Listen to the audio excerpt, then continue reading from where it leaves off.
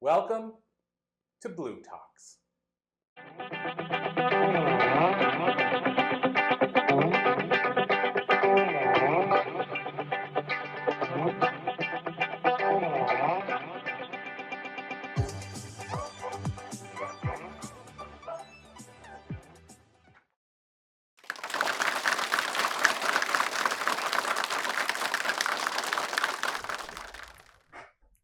Empathy, sympathy, apathy. Three words that sound very similar, but have vastly different meanings, at least two of which get thrown around in our society a lot. But what do they mean? These are these fuzzy emotional words that we think we know what they are until we have to pin them down. Take empathy, for example. Did you know there are 43 different kinds of empathy? The one where I feel what you're feeling is an important one, but it's only one. So let's start there and take a deeper dive. The word empathy means in feeling, pathos. And what it means, mostly for our society, is I do feel what you're feeling, but I like the definition of empathy is what allows me to get out of my bubble and into yours. Now notice what happened when I got into your bubble. My bubble was left behind. That means there is only room to focus on one person in this equation, and that is the person needing empathy. Sympathy, on the other hand, means with feeling. When I feel sympathy for somebody, there are two people in this equation. So now my focus is split. Because we are humans, when we are looking at two things, we naturally compare them. Now, there's nothing wrong with comparison. It just means we're looking at two different things and deciding what's different. The problem is the next step is judgment. And when we start judging, we can't be in empathy. Empathy and judgment cannot exist in the same space. Let me say that again because it's that important. Empathy and judgment cannot exist in the same space. So if I'm feeling any kind of judgment, I am not feeling empathy. This is where we get phrases that seem to come out of left field like, oh my God, I'm so glad that wasn't me. Or, let me tell you what happened to me when that happened. Because the focus is on the wrong person. It's on the person who should be giving the empathy instead of the person who should be getting the empathy. This is why we train medical professionals to not approach people with sympathy.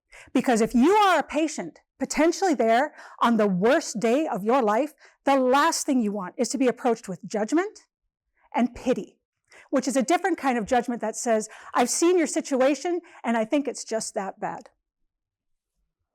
Apathy means without feeling. But did you know that you can be without feeling and still give empathy? There's another kind of empathy called cognitive empathy. What that means is I logically understand what's going on. I get it, I just don't feel it.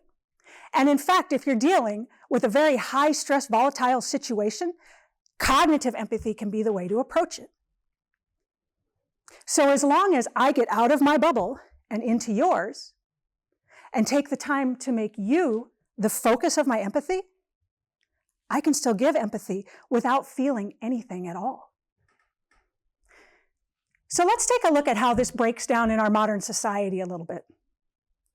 How many of you have people in your lives that are the straight talker, the real talker? I've heard it called Midwest honesty, brutal honesty. Only one? I don't believe that. Yeah, I would say probably everybody. Spouses, employees, kids, somebody. In my life, that was my mom.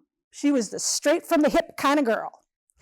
And unfortunately, that meant that when my sister and I were called to the dinner table, and let's be real, this was a non-negotiable. We didn't not go to the dinner table. And she started with, this isn't nice to talk about, but we would have crawled under the table to get away from her. But she would have crawled under right after us to give us a piece of her mind. Now understand, it's not the honesty that's the issue. It's the fact that she was more concerned about giving her truth than she was on what that truth would do to us. Which means she did a lot more harm than good, despite the best of her intentions.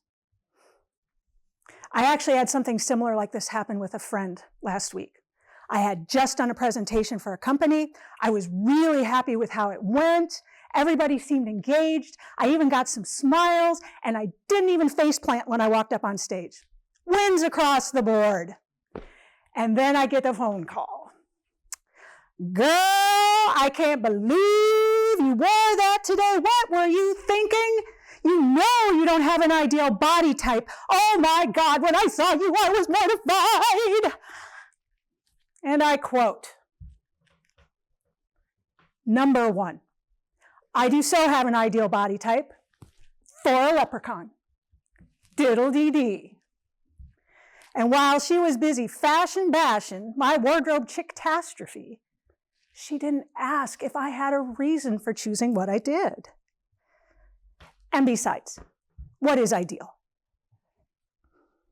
Number two, if I walk up on this stage with toilet paper stuck to my heel and my jacket tucked into my skirt, then yes, give me some of that brutal honesty and let's make it fast. But you're trying to help me.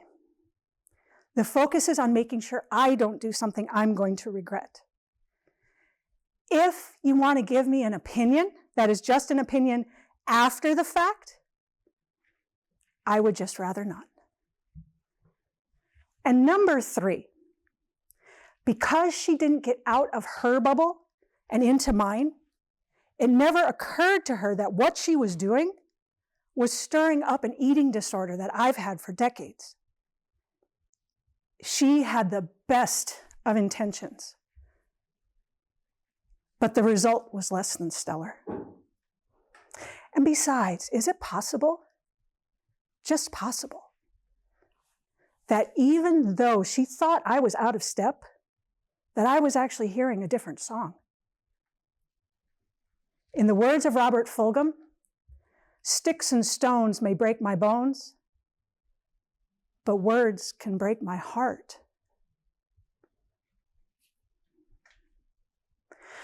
I'd like to end talking about one other little-known aspect of empathy. When we think of empathy, we think of the guts and the blood and the despair and the hard feelings. We treat it like a first aid kit that only comes out when things are bad. But we are dealing with the full range of human emotion, which means we can use empathy for the positive. Have you ever been in a room, like a restaurant, maybe where somebody got engaged and the excitement was just kind of infectious? Or have you ever been just hanging out at home with your friends, maybe with your family, people you really like, and everything was just a little bit warmer?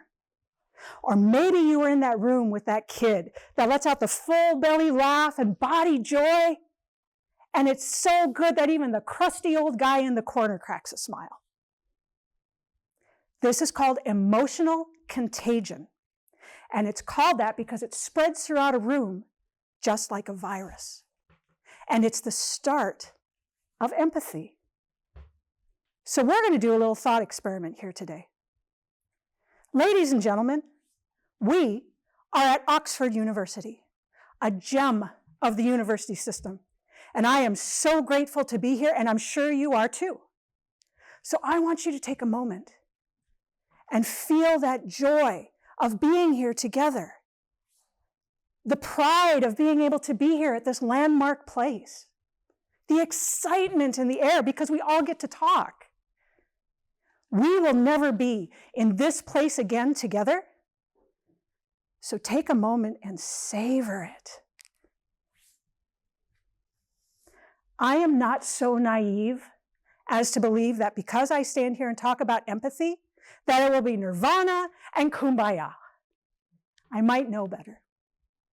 But what I do know is that research tells us that we have 7 to 9 opportunities to interact with people with empathy every single day.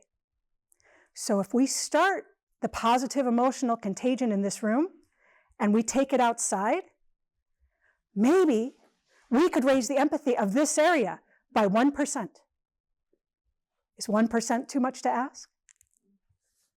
Maybe if that emotional contagion continues to spread, we could blanket the world.